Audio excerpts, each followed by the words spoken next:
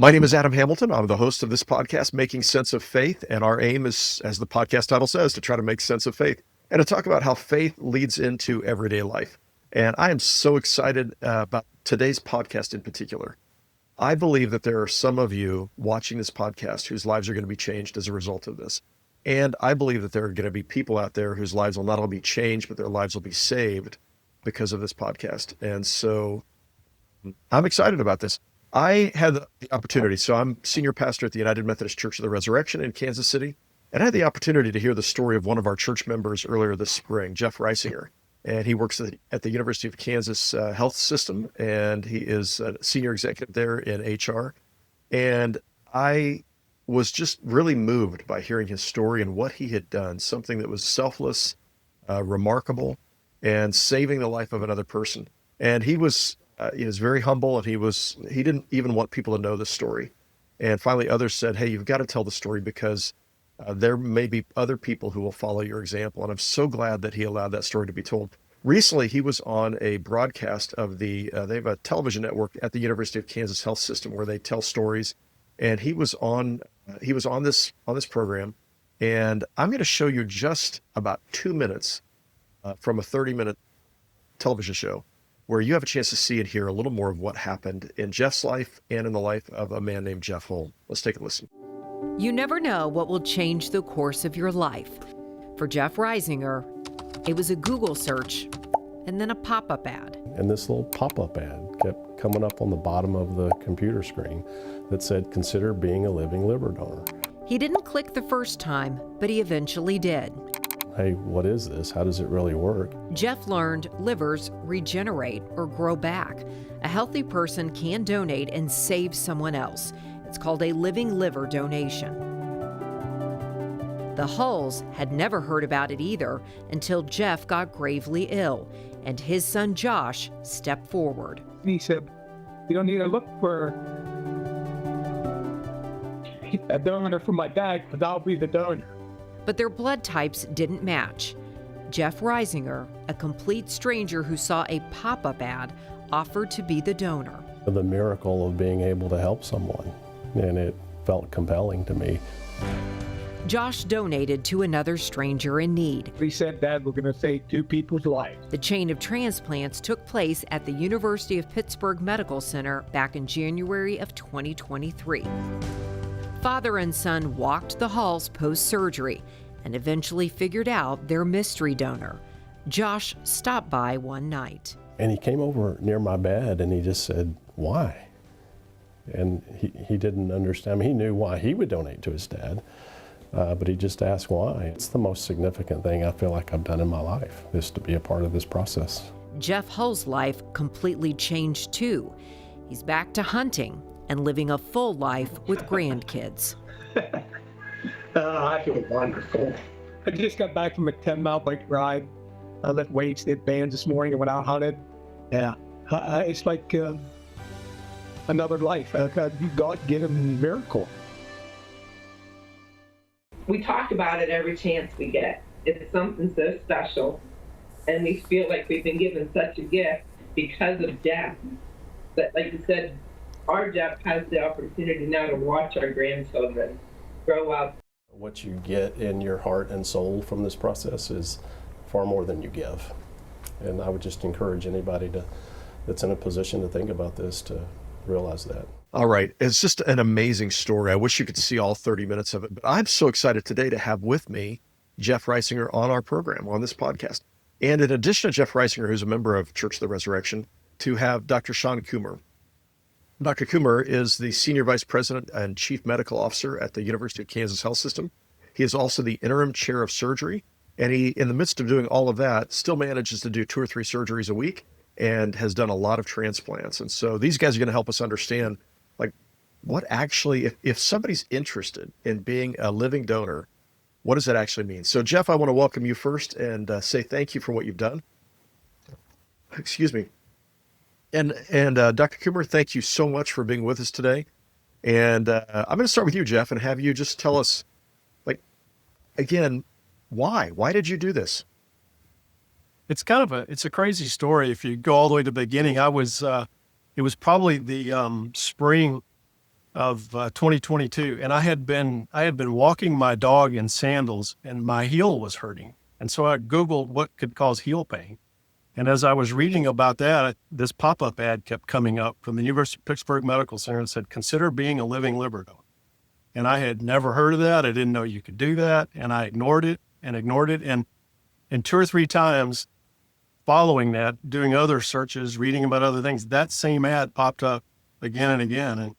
And I finally thought that must be for a reason. And so I decided to sign up and go through the process. I did more research on it, beyond just that pop-up ad, just to see what it was all about.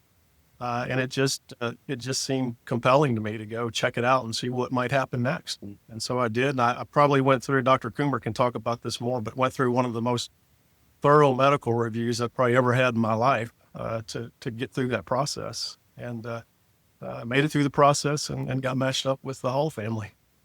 I just think that's awesome. I want to ask you, before we jump into the medical side of things, tell us about your faith. Tell us about your faith background. How did you come to resurrection, and what role did your faith play, at least as your pastor, I see it, but what role did your faith play in leading you to be the kind of person who would click on that ad and eventually go, I might just do that? Yeah. So faith has always been an important part of my life. I grew up in the church.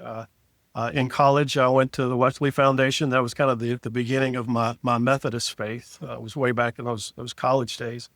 And then, I don't know, a few years after that, I started seeing online this guy named Adam Hamilton, and I started buying his books. And I had no idea I would ever end up in the Kansas City area. But as soon as my wife and I knew we were moving to Kansas City, I went to the Leawood Church and started doing real estate searches in a radius around the church, because we knew that's where we wanted to be.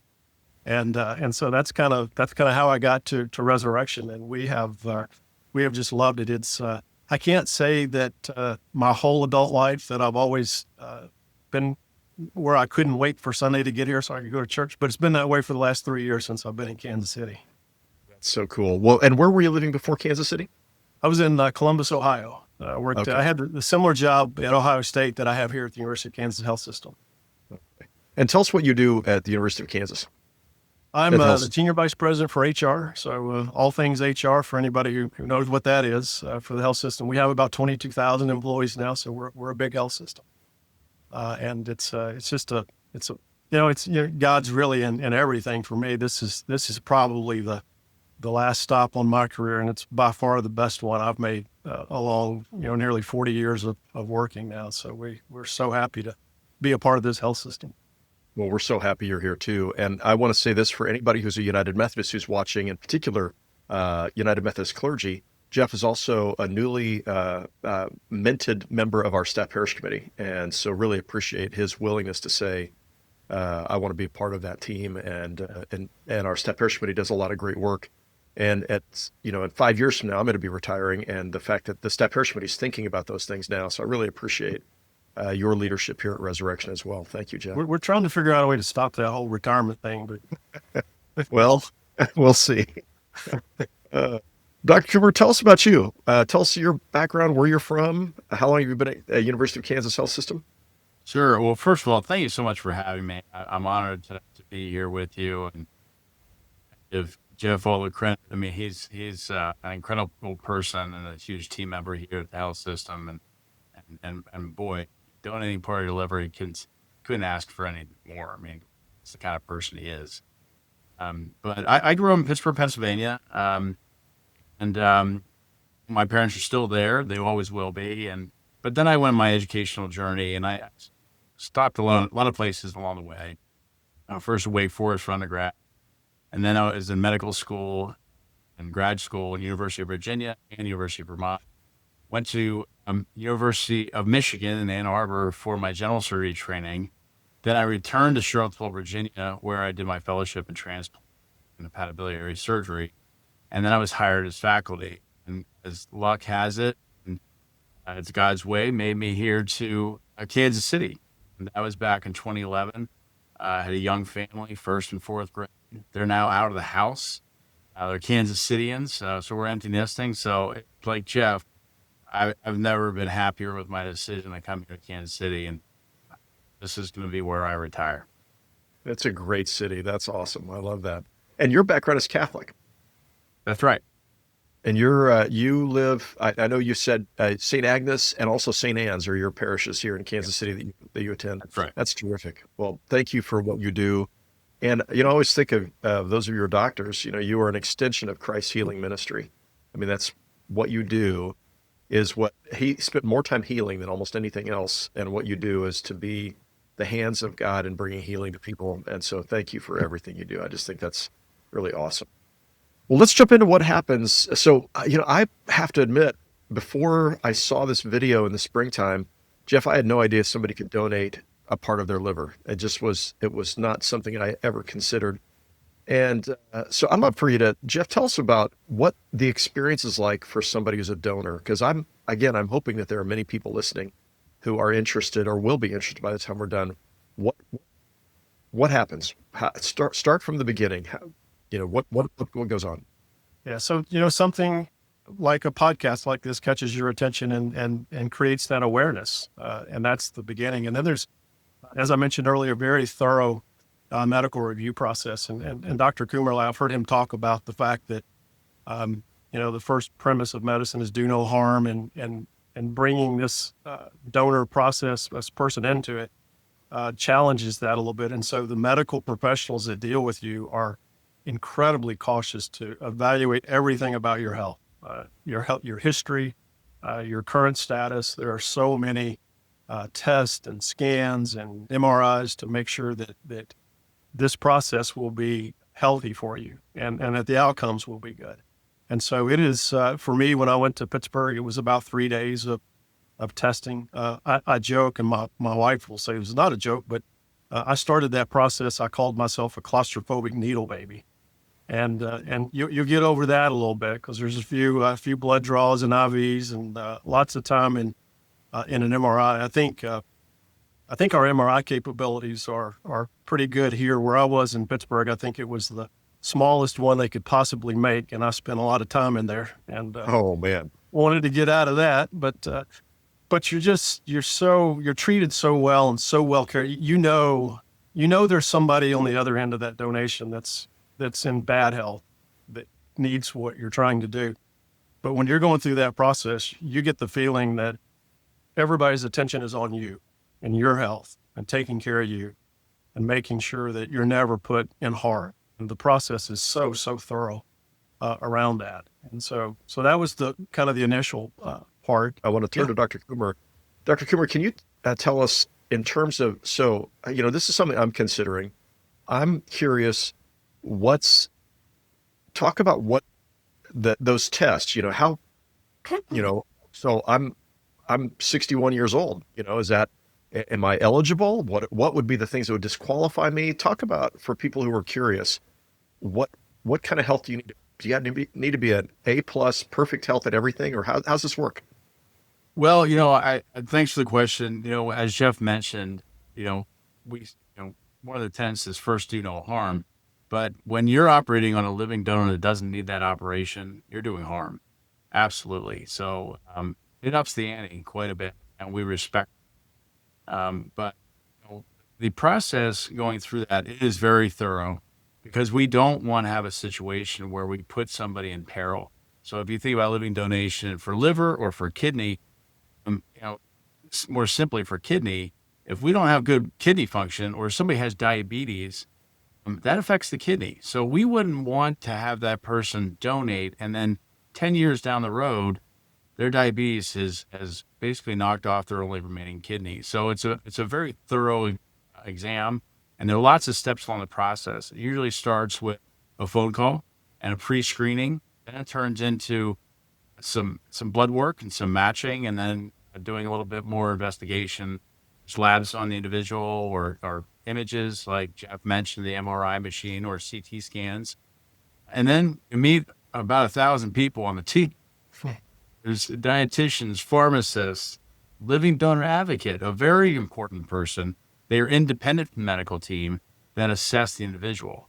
And then there's social work, and depending on the organ type, there'll be a nephrologist, a hepatologist for liver, and surgeons. So it's very thorough. It takes a little bit of time on everybody. It's just an incredible gift. That's great. What are the kind of things that would disqualify for someone from being able to donate? So you mentioned on a kidney, and that's understandable, but on the liver, what's the what would you find? Well, you know, I mean, liver function is very important. Sometimes people have fatty liver disease, so we wouldn't want them in that evaluation, and that really wouldn't donate. Um, Sometimes we turn things up in the evaluation. Like Jeff said, it's very thorough evaluation. And frankly, we've found some early cancers on people. So they wouldn't be a donor in that situation because you could pass the cancer on to a recipient. And furthermore, we need to take care of that person. They're a patient now. They're a cancer patient, and we deal with that. So there's some things that turn up along the way, and they're important to deal with. And um, we want to make sure we take care of everybody in the process. That's great. So Jeff, you went to Pittsburgh for the transplant, but I'm assuming that a lot of this work you did here in Kansas City before you went to Pittsburgh. Well, In terms actually, of I lived street. in Columbus, Ohio at the time, so Oh, I had okay. not relocated to Kansas City yet.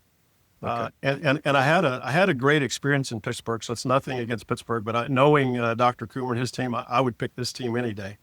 But all of my work was from Columbus, Ohio, over to Pittsburgh. It was about a 3-hour drive, and that was the nearest place that did this, and so that's how I got into Pittsburgh.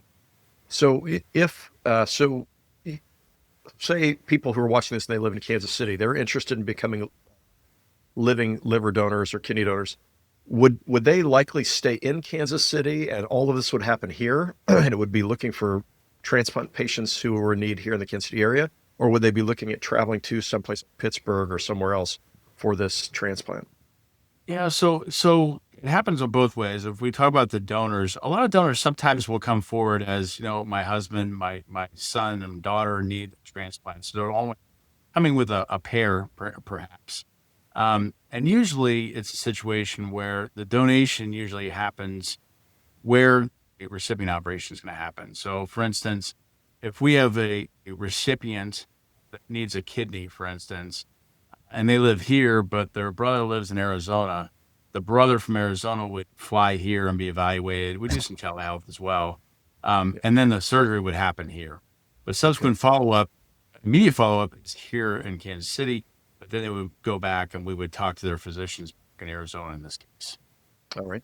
Jeff, how long? So describe for us, this from when you showed up in Pittsburgh. You said it was about 3 days of evaluations before the surgery. Right. Okay. And Well, how was 3 that? days of evaluation, and there was a matching period. It was several months before I knew I had matched with someone. Okay. So it wasn't like Jeff knew that, Jeff Hull was there waiting and you knew that. And it was, you were Right. just saying, here I am. If you can use me, use me. Yeah. And the amazing thing about I would not meet Jeff Hall and his family until a few days after the surgery occurred. But we found out. So I think it was probably September, October when I completed that evaluation, those 3 days. And then you're just kind of in a waiting period. They're looking for the match, doing a lot of things that Dr. Coomer and his team do to make sure that the process is going to work. And I got a call on Christmas Eve that told me a little bit about this story. Told me about a man. They didn't tell me his name, just that there was a match, and that that he had, his condition was such that he had about 6 months to live, and he found out on Christmas Eve as well that we were a match. The beautiful part of the story that I knew at that moment was that he had a son who, as soon as he found out his dad was sick, wanted to donate to his dad, but he wasn't a match for his dad. And so he ended up donating to someone else, and then I matched with his dad. And so we found out that all of the matching happened on Christmas Eve, and then it was the 13th of January when we actually had the surgery. So once that match is made, it happens pretty quickly after. Yeah. I love that part of the story that Jeff's son knew that somebody else was going to take care of his dad, but he decided he wanted to go ahead and donate to help somebody else. I mean, in some ways, your generosity triggered him because he was going to do it for his dad, but the fact that a perfect stranger would do it for his dad led him to say, well, I'm going to go ahead and do it for someone else. I just thought that was really cool. You impacted not just not just Jeff Hull, but also some other person because Jeff's son decided to do this. Yeah, his son was actually the first person in the family that I met. So I noticed like the first night I was in the recovery part of the hospital, that this really big guy kept going up and down the hall. And it turns out Jeff Hull's son's name's Josh Hull, was a middle linebacker at Penn State and then played for the St. Louis Rams when they were in St. Louis. So you notice this guy in the hallway. And after 2 or 3 nights, it was about midnight one night, and he just kept looking into our room. My wife was there with me, and he said, "Can I come in?" And he walked over to the bed and he said, "I think you donated to my dad." So he had been spending 2 or 3 days, the process of elimination, trying to find who in that hospital had donated to his dad. And so he was the first member of the whole family that I met. I'm sure that was so deeply moving. If you think about the fact that his dad had 6 months to live, and now he's meeting the guy who made it possible for his dad to live, the rest of his life. I mean, that I can't imagine how moving that was for him. Yeah. And you can see it in the video when we were talking to Jeff, or, when Jeff was interviewed, and he starts breaking down Yeah. just the thought somebody literally makes it possible for me to continue to live. Yeah. I just think that's really something. But I'll tell you how he thanked me, though. He after we were all recovered and back home, he had my home address, but because he'd played football at Penn State, I was still at Ohio State. He intentionally autographed a Penn State football and mailed it to my office at Ohio State. That's great. Which may not have been the best gift you could have gotten in other circumstances, right? I mean, I'm a Penn that makes State sense. fan now. These guys are family. Okay. That's terrific. That's really great. Well, Dr. Cooper, let's talk a little bit more about, so once the all of the pricking and prodding and all that to do the pre-work is not terribly invasive. I mean, you're taking blood, is there anything else that's particularly difficult about that pre-work? Not particularly. I mean, it's a little bit nerve-wracking for everybody going through it, of course, and just unknown. But no, that's usually the long and short. And having an altruistic donor like Jeff was, that doesn't happen commonly. It really doesn't. I mean, this is sort of the unicorn, if you will. And altruistic donors are a special group of people. Donors in general, absolutely special people and heroes of the story, but an altruistic donor like Jeff is just incredible. And, I also, Pastor, wanted to mention, we're talking about living donation, which is extremely important because, for a lot of reasons, you actually have a lot of better outcomes. But deceased donation is also very important to point out, and registering to donate organs, tissues, eyes, and so forth. That's really important and saves tons of lives. That is really important. Thank you for mentioning that. I'll say just to our audience, when I'm with a family who has lost a loved one, the person, and sometimes it'll be a young person, it's been a car accident or something else. And when there's an opportunity to become a donor for other people, it brings something, it brings some sense of meaning out of the pain and the loss. Gives people a feeling like, okay, something good happened. My son or my daughter or my wife or my husband, who has just died or is in the process of dying, they're helping somebody else live as a result. That it's just a huge deal. I can just say, as somebody who's cared for people in the aftermath of a tragedy, it's one of the pieces that brings some goodness, some redemption to the pain. And so think about that as the gift you can leave to your family too, if you sign on to be a living donor. I just think that's really important. Well, let's talk about, so when it came to the surgery. So now, Jeff, you're in, what's going on. You're getting ready to have the surgery. What are you feeling at that moment? And then I'm going to have you, Dr. Cooper, describe, what goes into this. Describe, what you could expect if you are a living donor. Yeah, so Jeff, what are you feeling? What's going on? Yeah, for me, I mean, once you get to the day or two before surgery, for me, I'm in Pittsburgh. It's all hope and good feeling. Something good is going to happen. You obviously we're talking about faith here. There are times where you go forward in faith because you don't know everything that's going to happen. You don't know what the outcome is going to be. But it's not until, a few days later, and even to this day, as I continue to interact with the whole family, and you look back, that you can see God in all of it. This is just kind of coincidental, but, I went into this process randomly. I matched with a guy named Jeff. My name is Jeff. His son came looking for me in the hospital. His son's name's Joshua. My son's name's Joshua. They're the same age. There's just so many coincidences, and you start to see all these pieces come together, and you reach the conclusion that had I not been anonymous, these are the people I would have picked. And that's how you know God was in that process. Yeah, that's so cool. And for you, again, I, at least as your pastor looking at the story, it feels like this was a faith decision as well. This is altruism, but it's also shaped by a sense of what does it mean to love your neighbor? What is, you didn't have to lay down your life. I think of Jesus, greater love has no one than to lay down their life for their friends, or love your neighbor, or, all of these things. And you embodied so many of the gospel stories and the parables that Jesus taught by what you did. The Good Samaritan gives up what he has in order to help the man on the side of the road and provides for his medical care. All in so many ways, what you did is a picture of that. I just want to say again, what a powerful witness to everybody Well, and else. I got to add too that this sounds off, but in the process you don't visibly see God, but I saw the care that I received from Dee, my wife, both before and after. I saw the brilliance of the surgeons, the miracles that they can create, the nurses, all the medical professionals. I saw the beauty of the Hall family, and all of those things you see God. Yes, that's right. That's exactly right. So, Dr. Coomer, describe how long does the surgery take? What's the prep time right before the surgery? How long does the surgery take? Talk about recovery. Absolutely. So obviously a little bit different when we talk about kidney or liver. Liver much more involved. Kidney is usually done laparoscopically or robotically, sometimes open. That case usually takes about an hour and a half to 2 hours.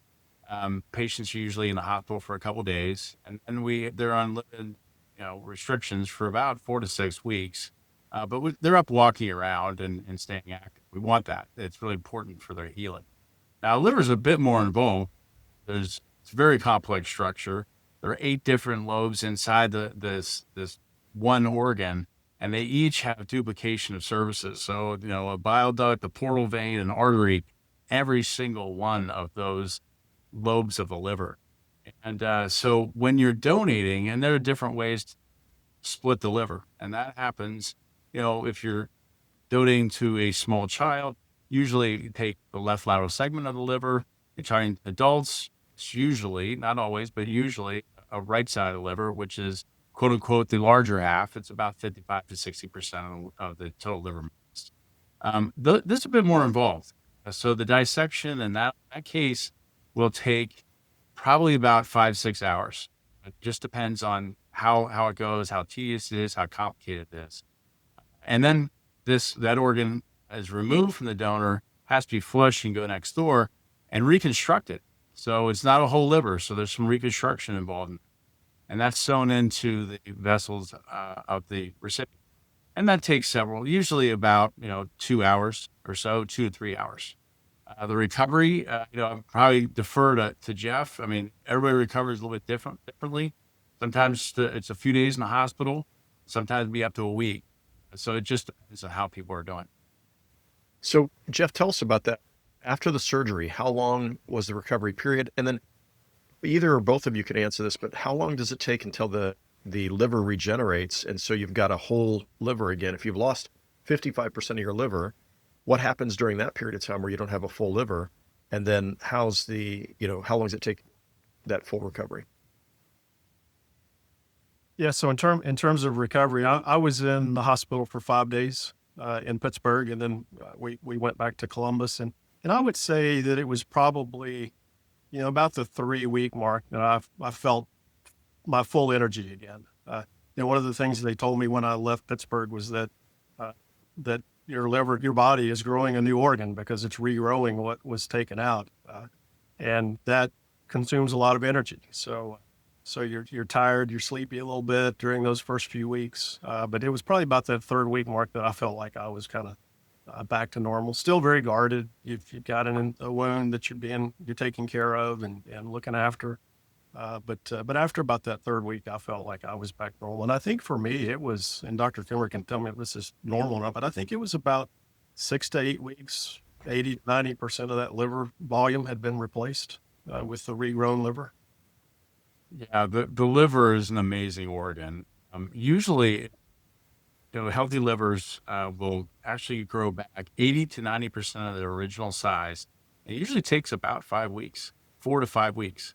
So the fact that it resonates with me when you said 3 weeks, and you started feeling energy coming back because you probably were nearing the end of your rebuilding, if you will.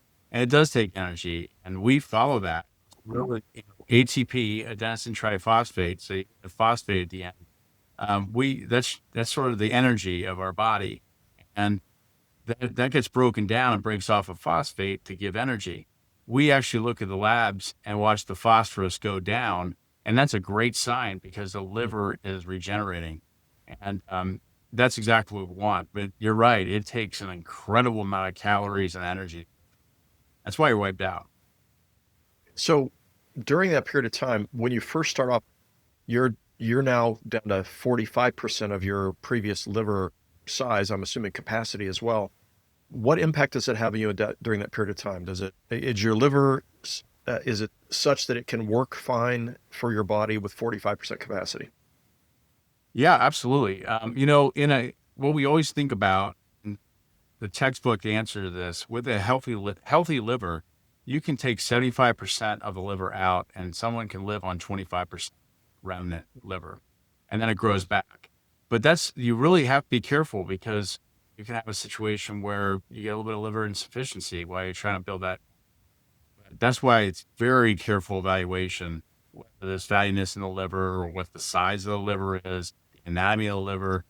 Those all occur preoperatively, so we're ready to go the day of, and there are no surprises. Okay. And so, Jeff, what was during that period of time, the 3 weeks and then all the way out to the 8 weeks, what, uh, were there special things you had to do? You couldn't go to work. You couldn't do what? Tell us what to expect if somebody's looking at a liver transplant. Then we'll come back to the kidneys in a minute. Yeah. So I think, for me, I was at the end of that, and I probably shouldn't say this in front of a medical professional, but at the end of that second week, I was back at work because I don't have a strenuous physical job. So I was back in the office, not all day long, but I was going back in and doing some work. And the only real restriction was just lifting. You're not lifting a lot of weight. You're encouraged to just as quickly as you can to get out and walk a lot. So I just walked around the block as many times as I could every day, and trying to build that energy back up. But other than just not lifting any heavy weight, that was the primary restriction that I had. That's amazing. How about medications? Do you have to take a certain number of things to help foster the growth of the liver, or what's the? No, I just had antibiotics and a few preventative types of medicine. For me, obviously for the recipient, it's much different. But for me, it was that, and then just wound care. And again, my wife was just amazing at. I didn't have to worry about that at all. She took care of the timing, when it needed to be done, putting vitamin E on the wound, all of that stuff was just taken care of. But it was all that preventative kind of positive medication and care. Where's the surgery site? Is it in the front or the back? What does that actually? How's it work? So I assume I'm like all of them. Mine's in the front. There's an incision just kind of down the midsection. I had a little bit of fun with the surgeon in Pittsburgh. He came in. I was in ICU for like 2 nights just before I went to the regular recovery floor. And he came in, I think on that second day to look at his wound. He was admiring his technical work. And I got this shocked look on my face, and he said, "What's the matter?" And I said, "I think you've ruined my swimsuit modeling career." And so I finally got him to laugh a little bit, but it's hardly even visible now. As time goes by, your body just absorbs all that, and it's hard to even tell now. Well, I do kind of like the fact that scar is a sign also of selfless love. I think about Christ being known by the wounds. His scars on his wrists were a sign of what he'd done. But in your case, that to the degree that somebody can see it, it's a sign of something profound that happened. And I just think that's really awesome. But Kumar, what else would you tell us about the past 6 weeks? Or it's like, hey, you're good to go. You don't have to come back in. How's that work? Yeah, it's well. I also mentioned I know Jeff's surgeon, Dr. Humar. He's a fantastic surgeon and even better individual, and I'm really glad that he worked on my friend. So, but after the 6 weeks, the 8 weeks, we kind of say you're off to the races. Not everybody is. Some people are still pretty fatigued, others are not. We just tell people you got to live your normal life. And we usually have people follow your primary care physician at least annually.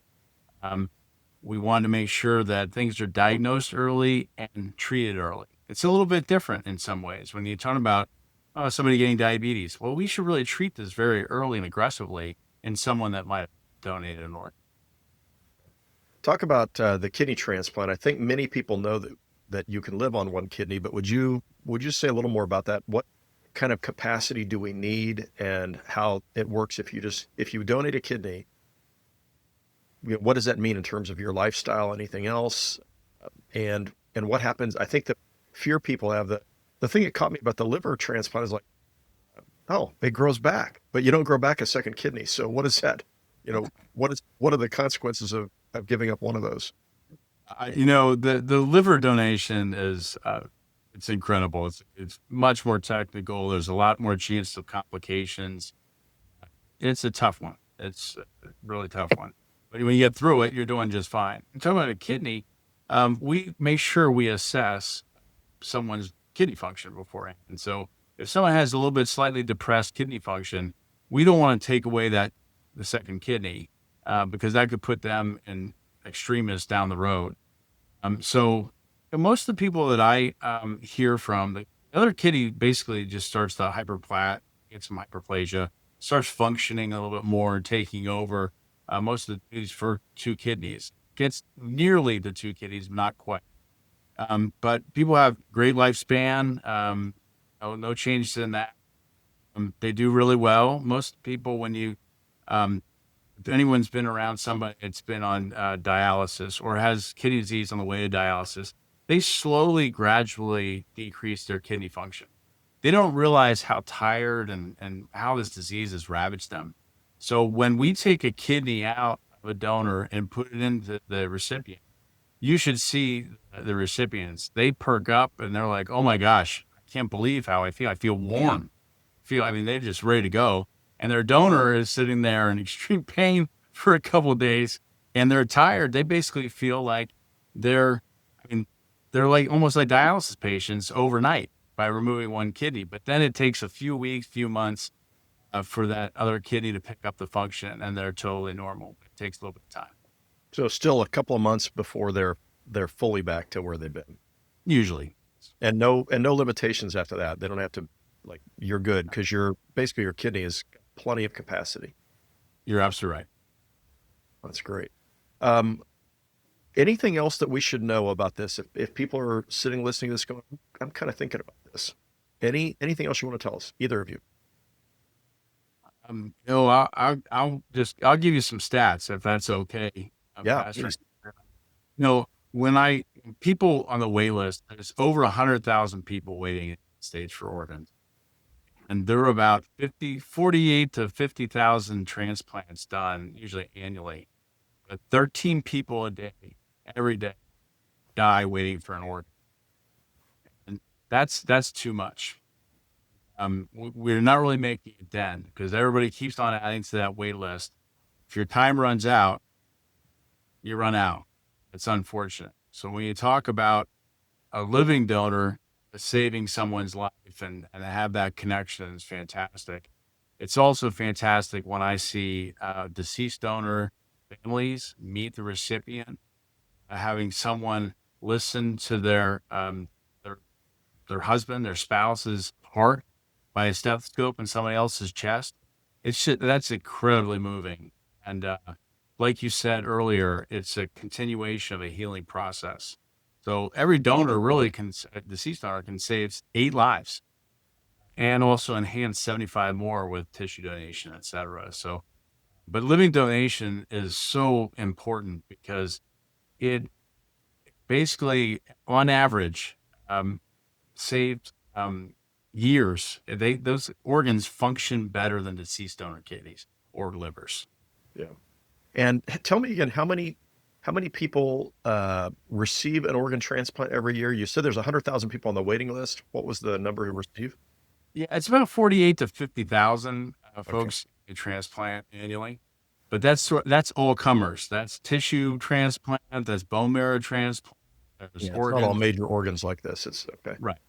I have to tell this story. So one of our church members, Gail, had a heart that needed a transplant and was on the waiting list for some time. And finally, she called me and she said, Pastor Adam, I'm getting a heart, and I wondered if you could come and pray over my heart before the doctor takes it into surgery. And this was done at St. Luke's on the plaza at the Heart Institute there. And I'm standing at the elevator, and they come in with this cooler, and they said, we know you're supposed to do this, so you got just a minute. And I laid my hands on the cooler and prayed for this heart. And then off they go, and I'm sitting there waiting with her husband, and the next time I see her, she's got a new heart. And in scripture, there's this idea of God will give us a new heart. For an old heart, he gives us a new heart. And the doctors are literally doing this. And we've got a number of Resurrection members who've had heart transplants. But then a year later, I had a chance. They invited me to come to dinner with them to meet the woman's husband and I think one of their children who came to Kansas City so they could meet Gail. And his wife had died in a car accident. And she was still alive, at the time when the heart was taken. And what it meant for them and for the child to be able to know that their mom's heart was still beating in Gail's heart and that she was alive because of what had happened out of that terrible tragedy, which, none of us believed was God's will. This was just part of what happens in life. But out of that terrible tragedy, there was opportunity for another. And every time I see her in church, and this has been like 15 years ago, but every time I see her in church, I remember standing there praying over her heart and remember meeting with that husband and with that child. It was just really something beautiful and profound. And so again, in the midst of tragedy, to remember organ donation is one way to redeem the pain and to bring some sense of hope and goodness to the family who've lost a loved one. And so I thank you for mentioning that. Pastor, I think I know that Gail because I won't say her last name, but Yeah. she serves. I serve with her on donation awareness board, Gift of Life, and she is very active and she continues to serve. She's a fantastic woman with a lot of spirit, and Yep. glad to tell that story.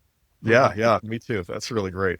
All right. Well, gentlemen, I really appreciate both of you coming on the program. How can people get more information? Is there a national registry? Do they go to the local hospitals here? What do we do if somebody's saying, hey, I'm interested. Now what? Yeah, I think obviously there's a lot of things online. Signing up to be a deceased donor, you can do DMV, you can do it online. Signing up to be a living donor is a little bit more of a process. You have to contact the areas that are doing that kind of a transplant. For us here at the University of Kansas Health System, it's as simple as a phone call, 913-588-6183.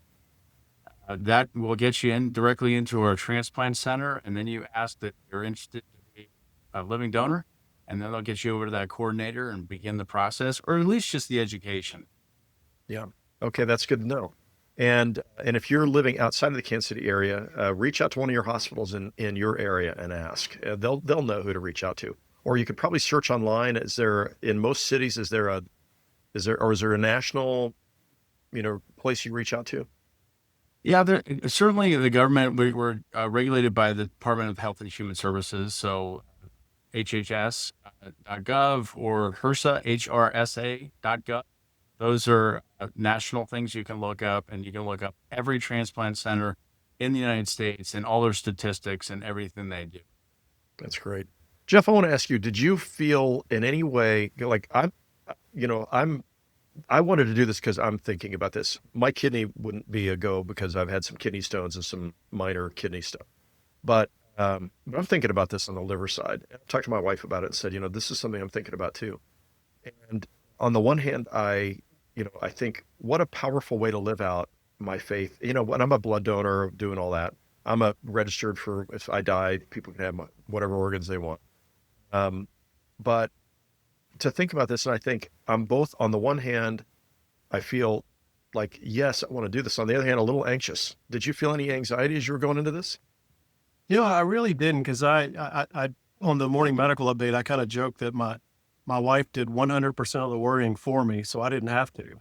And then she did 100% of the care for me afterwards, so she may have needed to worry. But I went in just, I was just so impressed that our medical professionals could do this, that I felt totally confident in the people that are trained to do it, that I was going to be in good hands and God was going to take care of all the details. And so I didn't have any. Well, that's great. That's fantastic. Well, I'm planning on calling that number, and I'm hoping if you're watching this, you might also say, hey, or talk to your loved ones about it. But you might say, I could do this. And it may be kidney, it may be liver. And if nothing else, signing up on the with the DMV or your driver's license, say something happens to me. And tell your family you want that. But I'm wondering if some of you who are listening, and I'm trying to look right into the camera. It's kind of hard to do that on a laptop, but just to say, I just think there are some of you listening, and I think God's saying, hey, I'm talking about you. You could do what Jeff's done. And I just want to invite you to think about that and pray about that and see if you might be in a place where you could save another human being's life. And know that your liver's going to grow back and you're going to be in great shape and you will have done something pretty important with your life. Not that you haven't already, but this is one of those pretty profound moments. So anyway, that's my invitation for you today. This is Making Sense of Faith. And today we had a chance to make sense of faith and what in particular, I think Christian faith and its call to agape, to selfless love, might actually look like when it comes to organ donation. So I want to thank you again, Dr. Coomer, for being with us today. Thank you, Jeff. So appreciate you. And God bless each of you. Join us again next week for Making Sense of Faith. Thanks for tuning in to Making Sense of Faith with Adam Hamilton. Do you know someone wrestling with life's biggest questions? Share this episode with them, because the more people willing to embrace the hard questions, the better. Do you want to go deeper? You can visit makingsenseoffaith.com to find the show notes and additional resources. That's also where you can sign up to get the notes and resources delivered straight to your inbox. If you enjoyed this episode, hit subscribe and leave us a rating in your podcast player. That'll make sure that you get the latest episodes and help others find the podcast.